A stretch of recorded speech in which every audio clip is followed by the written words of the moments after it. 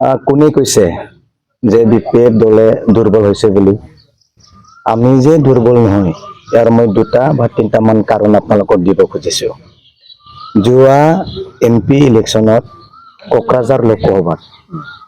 কোকৰাঝাৰ লোকসভাত প্ৰমোদ বড়ো ডাঙৰীয়াৰ right hand, অতি এই মৰমীয়াল এজন MLA লৰেন্স ইছলাৰী ডাঙৰীয়া, তেখেতৰ সমষ্টিত তেখেতে জয় হ'ব পৰা নাই। আমাৰ BPFৰ যিটো MLA ছেগমেণ্ট বিপৰীহে জিকিছে, জয় হৈছে।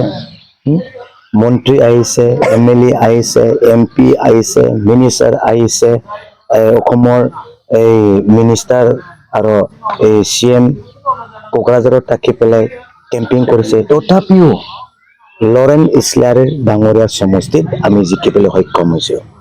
আমি ডাউনতে আহিব লাগে, শুনে নহয়? আমি ডাউনতে আহিব লাগে। 2 নম্বৰ আমাৰ মাননীয় এই গোবিন্দ বসুমতাৰী ডাঙৰীয়া, তেখেতে প্ৰমোদ বড়ো ডাঙৰীয়াৰ লেফ্ট হেণ্ড, ডিপুটি চিফ, BTRৰ ডিপুটি চিফ, তেখেতৰ সমষ্টিত কোনে অহা নাই? মন্ত্ৰী আহিছে, MP আহিছে, MLA আহিছে, মিনিষ্টাৰ আহিছে আৰু CMO তেখেতৰ সমষ্টিত আহি পেলাই কেম্পিং কৰিছে। তথাপিও BPF দলক জয় কৰিব পৰা নাই, তেখেতসকলে হাৰাব পৰা নাই। BPF দলহে জয় হৈছে। এতিয়া কওক, আমি দুৰ্বল হৈছে নেকি? মুছলপুৰত কোনে জিকিছে? গভমেণ্টৰ কাৰ গভমেণ্ট? টকা পইচা, মন্ত্ৰী, MLA, MP চব কুছ আছে।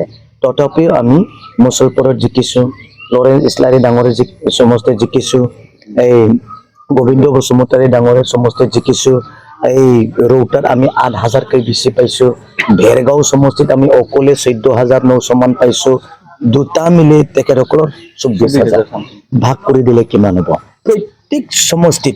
প্ৰত্যেক সমষ্টিত যদি এক্সট্ৰাকে তেখেতসকলে খেলিলেও নেখেলিলেও BPFৰ ষ্টেটাছ আজি তাৰিখত বহুত ওপৰত আছে। নমুনা মই 4টামান দিলোঁ। লৰেন্স ইছলাৰীৰ কথা ক'লো, এই গোবিন্দ বসুমতাৰী ডাঙৰীয়াৰ কথা ক'লো, ৰৌতাৰৰ কথা ক'লো, মুছলপুৰৰ কথা ক'লো, চালবাৰীৰ কথা ক'লো। আপোনালোকে ৰিপৰ্টটো চালে হ'ল। Thank you. मानसिफोरखौ आं गोसो गोरबोजों खुलुमबाय आरो जोंजों दाबायदि जफानानै दं आंनि डिस्ट्रिक्टनि भाइस प्रेसिडेन्ट अजय कुमार बसुमतारी, आंनि जेनेरेल सेक्रेटारि सन्जिब बसुमतारी। जोङो बे हानि एगेन्सै गोबां खोथा बुंनायखौ बे चन्दन पालनिफ्राय खोनागासिनो दङ। चन्दन पालआ दा जोंजों हाजोंसो जुजिलांबाय। जों होदोंमोन बेखौ सुइ केस। सानसे समाव बे हाया सोरनिमोन जों बेखौ मिथिलाङा। जोंनो होदों सरकारा ट्राइबेल हाउस होननानै ट्राइबेल संघनो बे हाखौ 2 बिघा 2 काटा 15 लेसा जोंनि एलटमेन्ट होदों। बे एलटमेन्ट मोननायखाय जोङो बे ट्राइबेल हाउस जायखौ जोंनि ट्राइबेल एफेयार्स मिनिस्ट्रिया हरनाय रांजों जों बे रेस्ट हाउस दाबो लुगासिनो दङ। नाथाय बे एलटमेन्ट मोननायनि उनाव आगोलाव थिगैनो दंमोन, जों मिथिया बेखौ।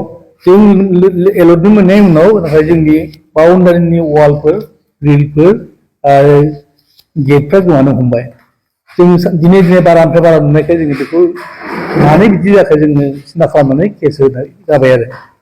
दाखालि केस होबाय। केस होनानै जोङो बे चन्दन पालनि अयनाय भाबै अनधिकार बे दखल खालामना लानाय हायाव बाउन्डारि होनाय मोनसे वाल होनाय न'आव थांनानै जोङो बिनि माल दोननायखौ नुनानै फट' खेबनानै केस होनायाव थानाया बेखौ लानानै केसखौ मालफोरखौ सिज खालामना लांजोब्बाय।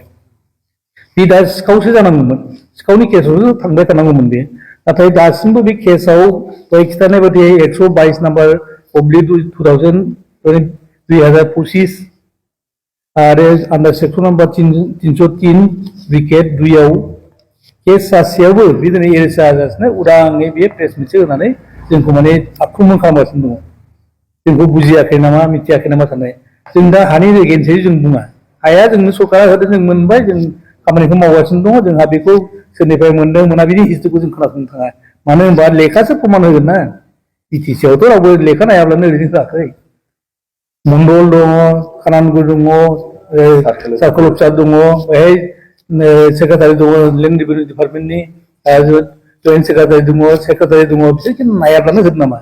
जों सोबखौ नायखांनायनि उनावसो बे हाखौ गभर्नमेन्ट खास होननानै जोंनो होदों आरो जों बेहाय न' लुनो मोनदों नाथाय जोंनो हा होनायनि उनाव बे माल माथा गोमानायावसो जों केस होनाय जादोंमोन बे केसखौ जोङो होनायनि उनावनो बे मालखौ जों चन्दन पालनि न'आव जायखौ माने बे अन्याय भाबै आवग्रिना लानानै दं हाखौ बेहाय जोङो मालखौ मोननानै बेखौ थानायाव केस होनायाव थानानिफ्राय फैनानै सिज खालामना लांबाय दिनै बे केसआव बे सिखावसो जानांगौमोन नाथाय बेखौ एरायनानै बे हानि खोथा बुङै बुङै जोंखौ मेन्टेलि आक्रमन खालामगासिनो दं मानसिक भाबै जोंखौ आक्रमन खालामगासिनो दं आरो दहाय जोंनि बिनि माबाखौ प्रेसमिटखौ खोनानानै आसरित मोनबाय सानसे समाव बे ट्राइबेल संघआव माबायाव बुख्रुबनांगोन बे न'खौ होननानै दा जों मिथिया जोंनि बिटिसिआ माब्रै होदो होआ जों बेखौ मिथिया जों मथ'फोर बिटिसि गभर्नमेन्टनिफ्राय मोनदों बे हाखौ जों बेखौ मिथिगौ ओमफ्राय एलटमेन्ट मोनखानाय हाखौ दि सासे मानसिया बिदि बुंबाय थानो हागोन जों बेखौ सैज्य खालामनो हानाय नङा आरो जों जेसेबां दिन थागोन ट्राइबेल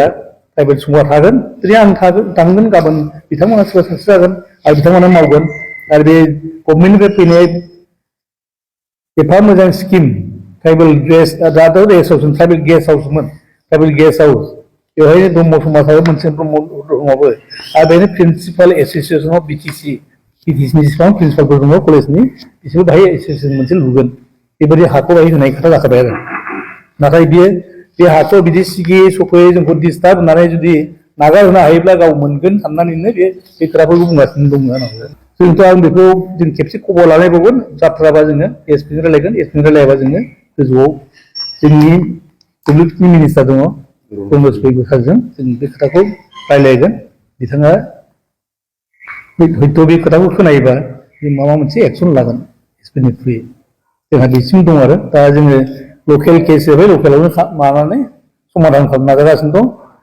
एसपिआ हमहोबाथ' असिया हमनांगौ आरो स्पटआव हमनानै मोननायखौबो जुदि हमनानै लाङाब्ला थाखा फैसाजों जों बायजादों होननानै साननांगोन गतिके जोंहा बेखौ साननो बाध्य जाबाय सासे सिखाव जानानै बे उदाङै प्रेस मिट होनो हायोब्ला बेथ' थाखा फैसाजों गेलेगोन निस्सय ओंखायनो जोङो सिखावखौ सिखाव बायदि साननांगौ आयेना जुदि बयनिबो थाखाय समानब्ला बे सिखाव नालाय बे सिखावनि आयेनाव गोलैबायोबा सिखाव बायदि साजा मोननांगौमोन नाथाय दिनैसिम जों बेखौ होनाय नुवाखै बेखायनो जों ट्राइबेल संघआ दुखु मोनदों आरो जोंनि आखाइया बे जेसेबां खोथा बुंगासिनो दं गासिबो हानि रेकर्ड पाति जों दंजोबो टेस्ट मेपबो दङ जों होजोबनो हागोन नोंथांमोननो बेबायदि जाहैबाय बेबायदि जोंहा मोनखाजोबनाय दङ गतिके जों बे हाखौ बिनि होननानै मानिया लानोबो हाया जों मानिनानै लानो हाया आरो बेखौ जों सिखाव होननानै मिथिगौ सिखाव बायदिसो जों बेखौ बेब'हार खालामगोन आरो सिखाव बायदि बे साजा मोनथारनांगोन जों बेखौ आसा खालामनानै दिनै नोंथांमोनखौ हांख्रायनानै फंनैसो बुंनो नागिरनायखौ बेहायनो बुंफिनना होनाय जाबाय